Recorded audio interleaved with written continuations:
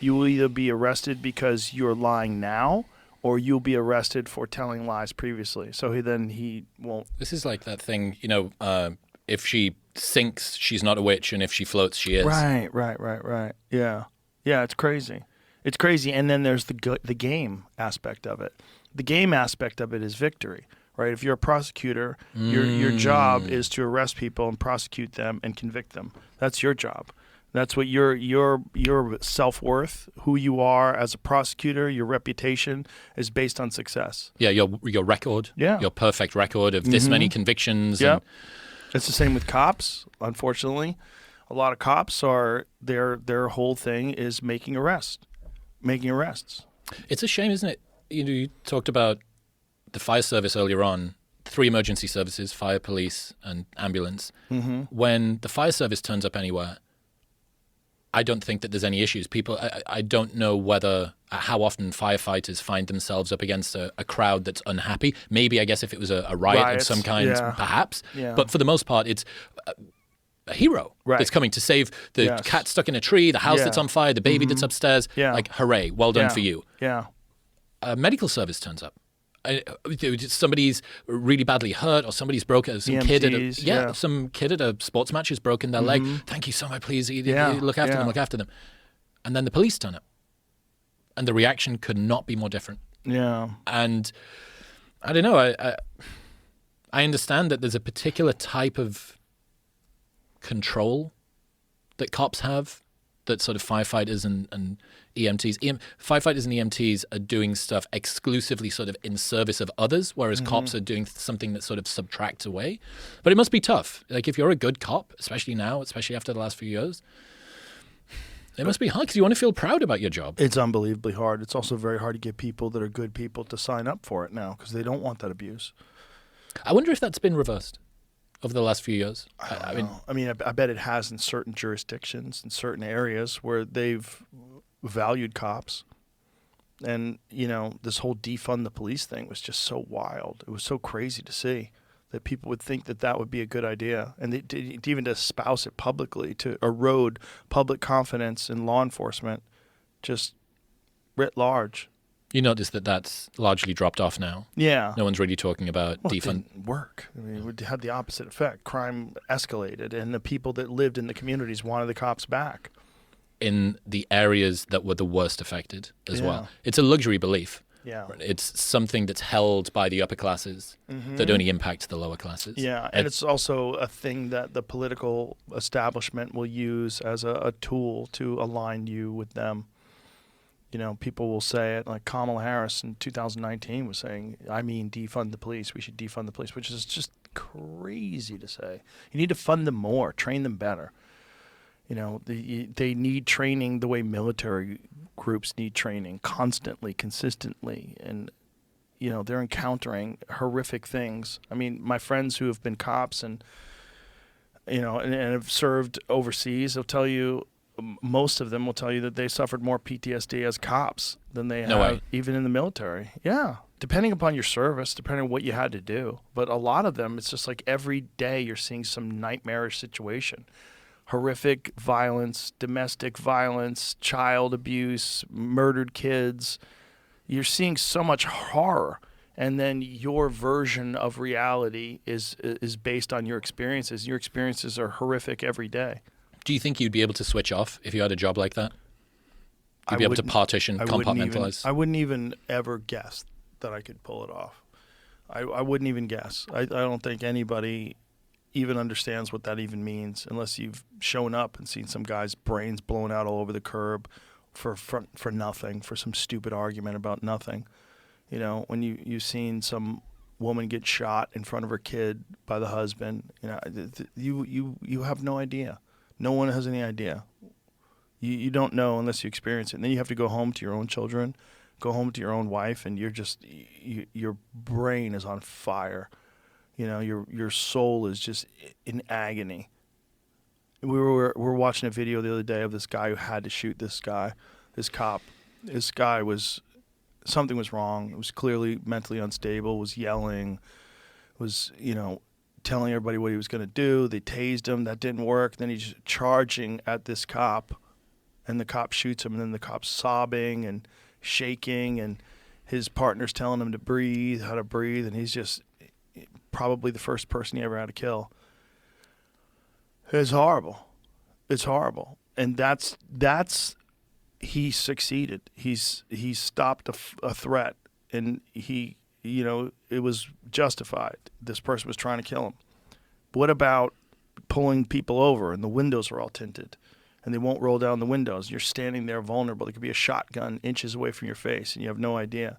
And they've all seen all these videos where people get gunned down. You pull people over, all of a sudden the back window explodes with machine gun fire. I mean, they live with that every day. They live with that fear every day. And then they have to hear this rhetoric everywhere of defund the police and calling cops pigs. And it's crazy. It's crazy, and it ultimately destroys the fabric of our society. And, you know, there's plenty of evidence that cops have done bad things. It's not excusing the bad cops. There's bad plumbers. There's bad car mechanics. There's bad everything. And there's people that shouldn't be cops. And when you see a video of someone who shouldn't be a cop and is, you know, on their last nerve and snaps at someone or overreacts at someone or brutalizes someone totally unnecessarily, it gives you a very distorted perception of the average encounter that a person has with police officers. Because most of the interactions that people have with police officers are fine. Most of them. The vast majority. No one gets hurt. No one goes to jail. Most of them. You know, but you see the ones that go sideways and then you think, these are what cops are doing. They're out there trying to kill people. Wait, that's one of the disadvantages, I suppose, of the way that algorithms work, that edge cases that are unbelievable and shocking are the ones that catch the most fire. Right. And what it creates is it moves the fringe to the middle, because most of what you see by design is the stuff that's the most outlandish. And then it gets used as a political tool. Correct. Yeah. You mentioned about Biden and Kamala. What do you think you do if you're either of them now? Like, Trump's just running ragged, flying high, having all of this fun. What are they doing? Like, what do you do when you've lost two people have lost a campaign in the space of 6 months? I don't know. Tim Walz is out there talking again.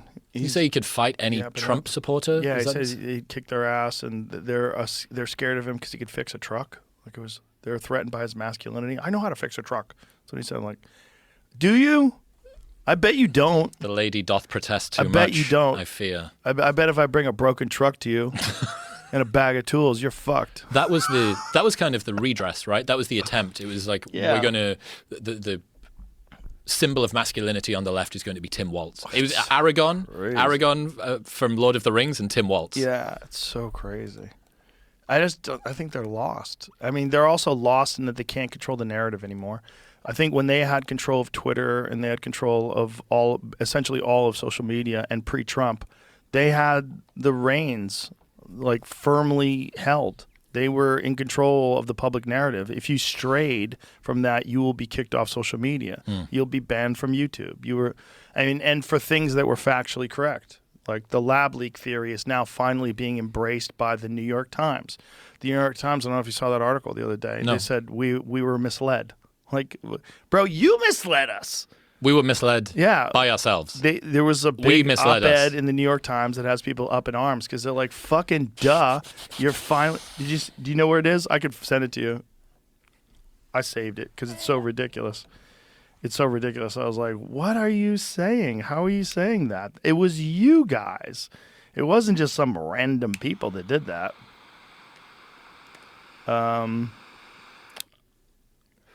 Do you find it anywhere, Jamie?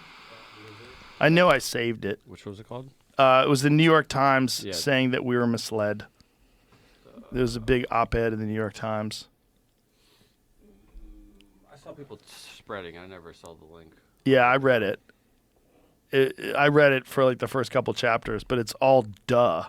That the whole thing is just fucking duh. God, where did I save it? I save too many things. I'm a hoarder. Digital hoarder. I'm a digital hoarder. Do you know why that happens? Do you know why people hoard stuff? It's an interesting way that their brains work. So, looking around this table, you're able to discern between stuff that is useful and stuff that isn't useful. There it is. We were badly misled about the event that changed our lives. Who are you badly misled by? Do you think you guys had a factor in that?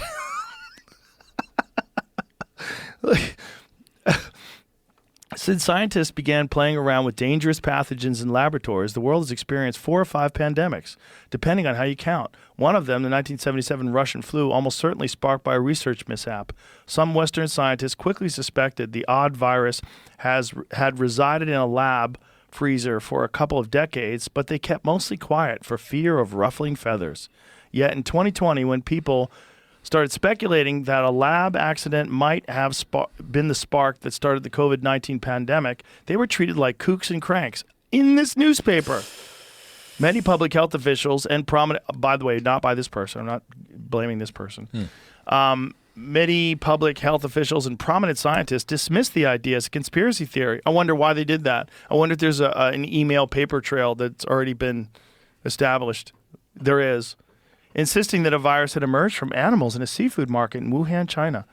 And when a nonprofit called Eco Health Alliance lost a grant because it was planning to conduct risky research into bat viruses with the Wuhan Institute of Virology, research that, if conducted with lax safety standards, could have resulted in a dangerous pathogen leaking out into the world. No fewer than 77 Nobel laureates and 31 scientific societies lined up to defend the organization. Yeah, they defend themselves. I mean, it's appeal to authority, and they fucked us. And you guys were a part of it, by the way. That newspaper was a big part of it. Big part of calling the lab leak theory racist, which was really kooky. It's strange that everything is concretized on the internet for the rest of time. Yeah.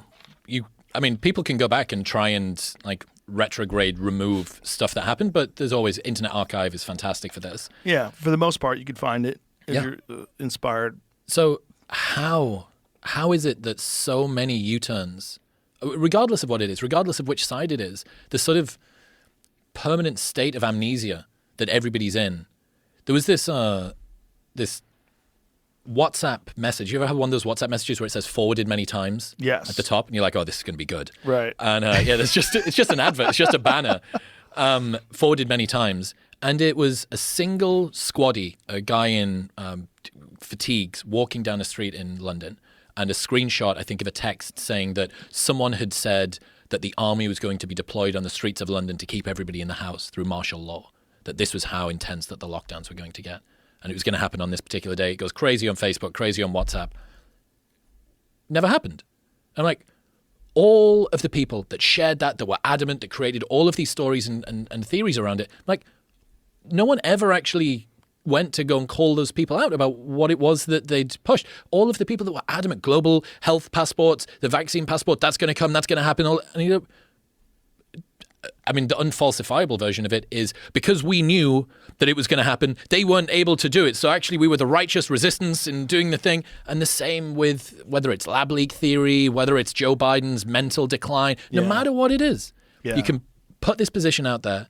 It's fucking fortified on the internet for the rest of time, and after a long enough, you're like, I don't remember that. You know, you're like fucking the most gaslighty partner that you've ever been with. Like, I'm not. Are you sure? Yeah, I don't think I did say that. I do this like fucking fugazi like switcheroo, some lexical Brazilian jiu-jitsu. Yeah. And I don't have to atone for my previous sins anymore. Well, I think in this case, you have an individual journalist who wrote this story. I do not know the history of this individual journalist, but what they said is accurate and important.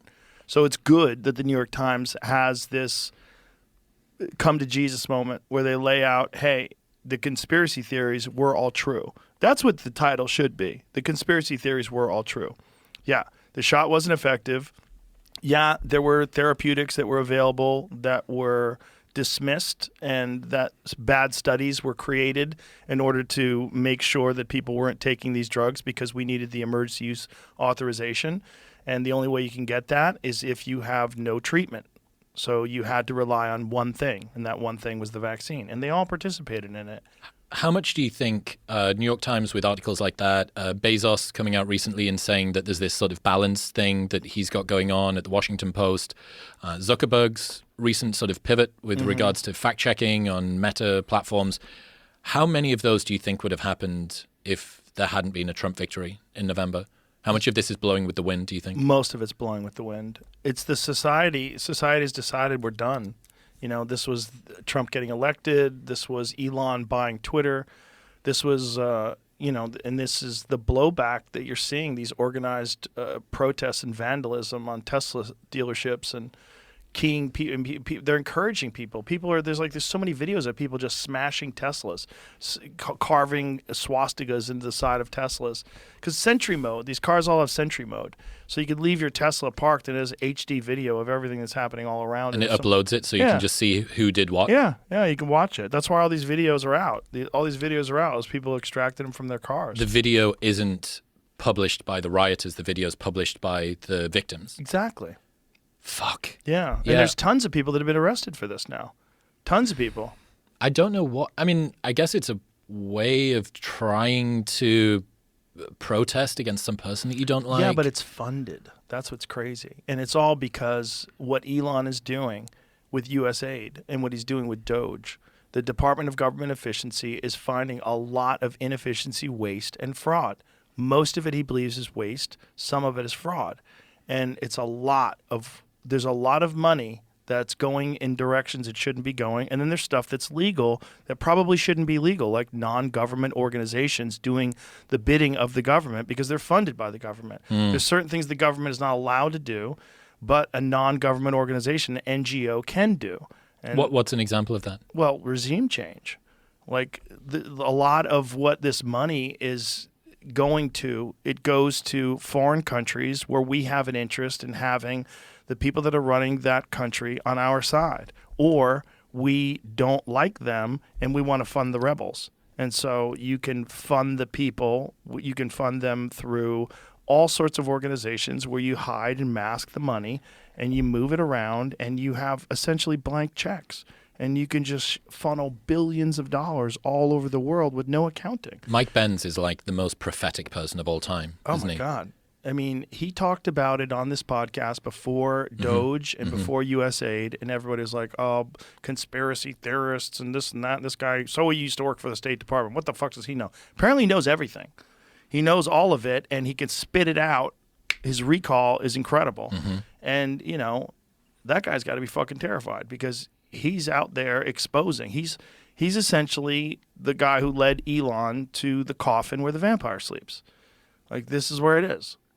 It must be an odd situation to be in because most of the time, the level of scrutiny that you're under and the level of security threat that's likely is it goes in line with status, fame, and that also goes in line with maybe some resources too. Right. So as people get more likely to be a target, they're also more able to perhaps be able to protect themselves with living in a nicer house, gated Security, community. like Elon. Yeah, having security and stuff like that.